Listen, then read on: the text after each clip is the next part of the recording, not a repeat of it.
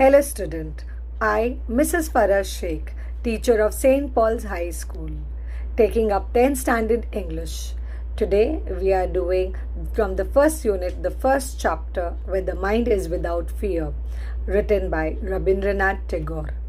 Rabindranath Tagore, he was born in 1861 and he died in 1941.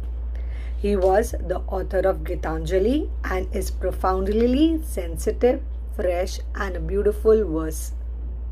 He became the first non-European to win the Nobel Prize in Literature in 1913. This poem is one of his vastly read and discussed poems.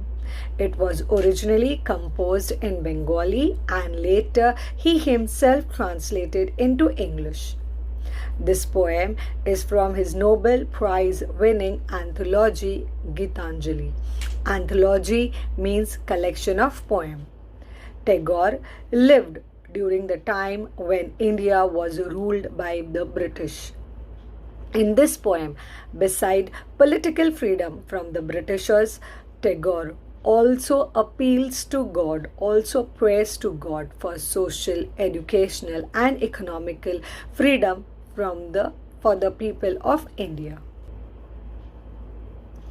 I am reading out the poem. I expect you all to read it silently and then we will do the explanation line by line.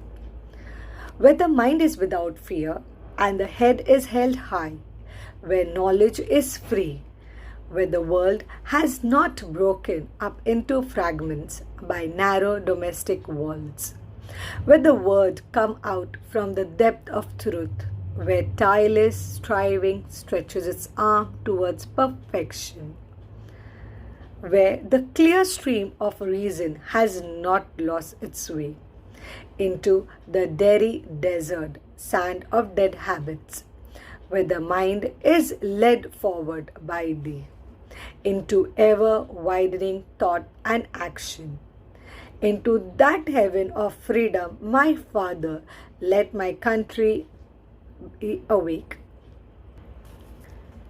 Let us start with the first line. Where the mind is without fear and the head is held high. As we know that this poem is written in the form of a prayer to the Almighty God. Rabindranath Tagore prays to God that he wishes, he wants all his people to be free. He wants his people to be courageous. He wants his people to be proud, to be fearless. Head is held high means to be brave, to walk with a pride. Next, where the knowledge is free. Here, Rabindranath Tagore appeals. He wants knowledge should be available to all the citizens. That is, educational institute should admit students of all races and classes. It should not be restricted to just upper caste, but it should be given to all. Next, where the world has not been broken into fragments by narrow domestic walls.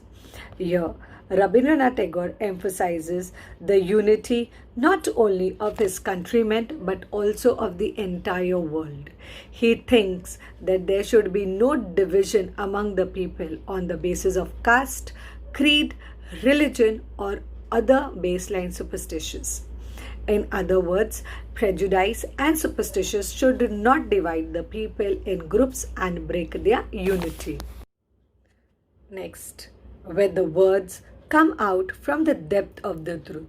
It implies that Rabindranath Tagore, that the poet, envisioned his countrymen to live their lives with honesty and utmost truth.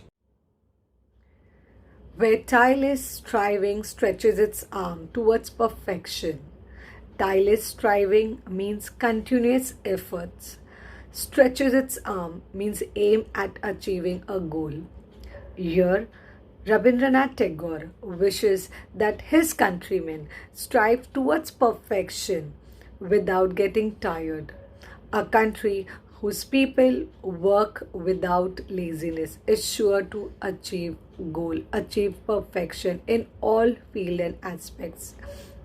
Everyone should be free to toil and work hard for anything they desire, either for their own or for the good of the nation.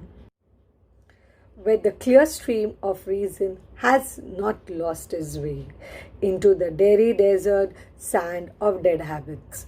Here, clear stream means logic. Lost its way means has not forgotten.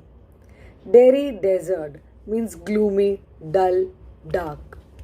Dead habits means old traditional rituals and customs that are harmful.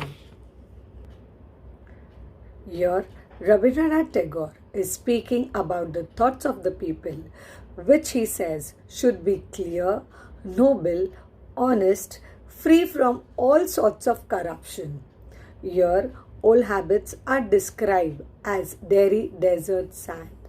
Similarly, dead habits are not useful for individual and society. The countrymen should be led by rational thinking and not any old beliefs that are harmful. Where the mind is led forward by thee into ever widening thought and action. Led forward means guided. Thee means here means almighty. It's an archaic word, it's an old English word. Okay, into ever widening. Ever widening means to have open minded, to be more progressive.